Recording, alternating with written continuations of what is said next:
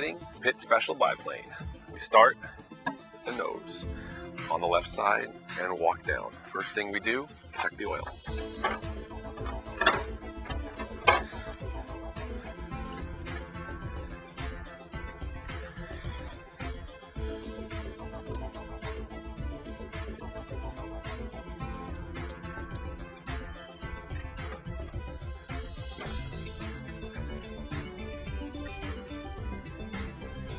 Looks like the level is here about 10, which is fine for the airplane.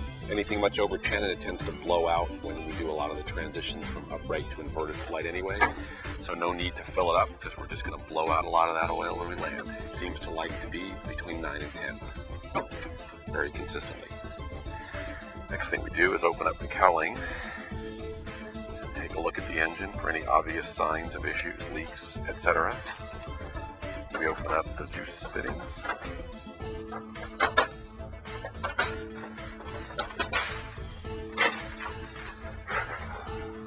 Pinyan Arrow bicombing engine.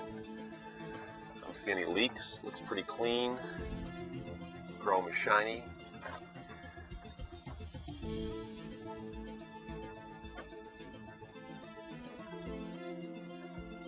Everything looks good on this side.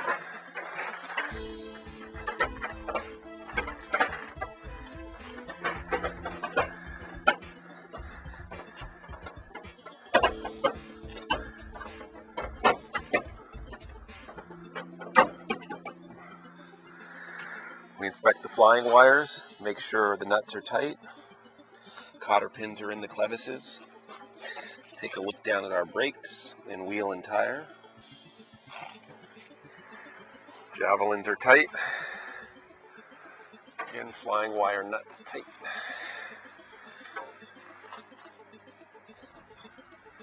Look down the wing for any obvious signs of deformation, broken ribs, etc. Looks pretty straight. Grab the plane at the outboard rib and give it a little shake. We're listening for any pieces of broken wood or broken ribs inside the airplane. Since the stick is connected to the lower aileron and there's a slave strut to the upper aileron, we grab the two and make sure they don't move independently. Make sure the slave strut is tight. It's not twisting. Perfect. Come down here, check that the spade lock nuts are firmly in place. Open up the canopy. We're flying solo. We make sure the front seat belt is tidied up. We're not going to have belts flying all over the place. Make sure the smoke oil cap is on tight.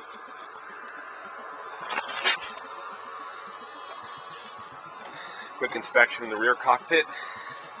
Switches are off.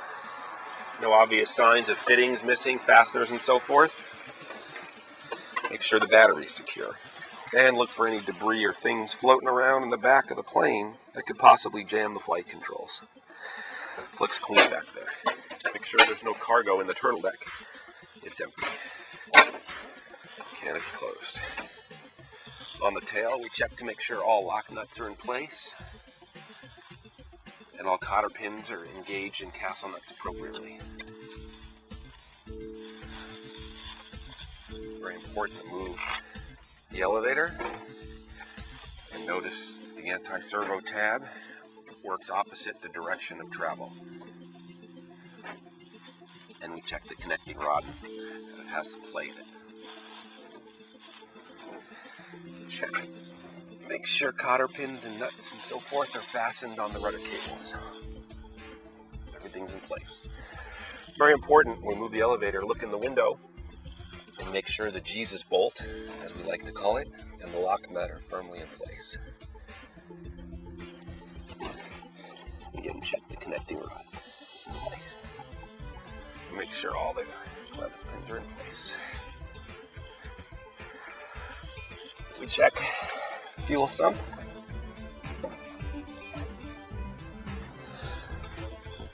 Fuel should look light blue, no dirt, no water.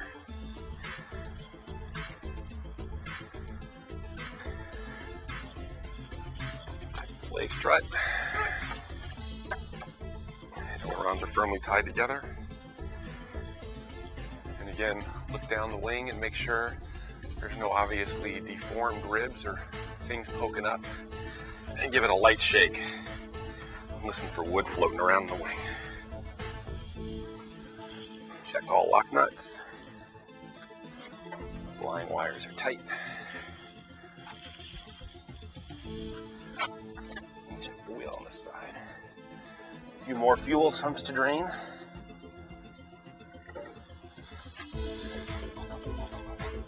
Looks good.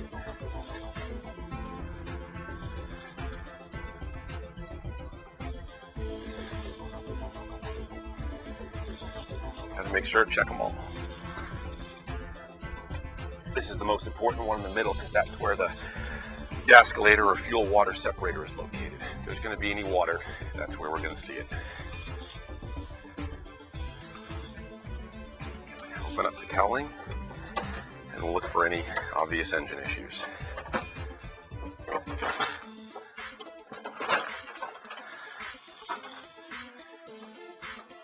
Don't see any oil leaks. Wiring, spark plug cables. Everything looks tight and in place.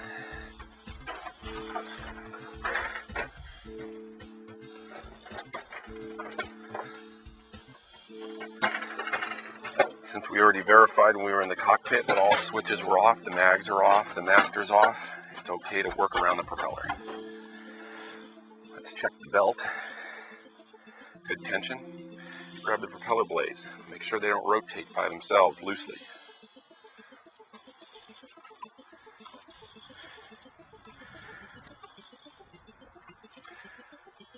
Everything looks good. This airplane is ready to fly.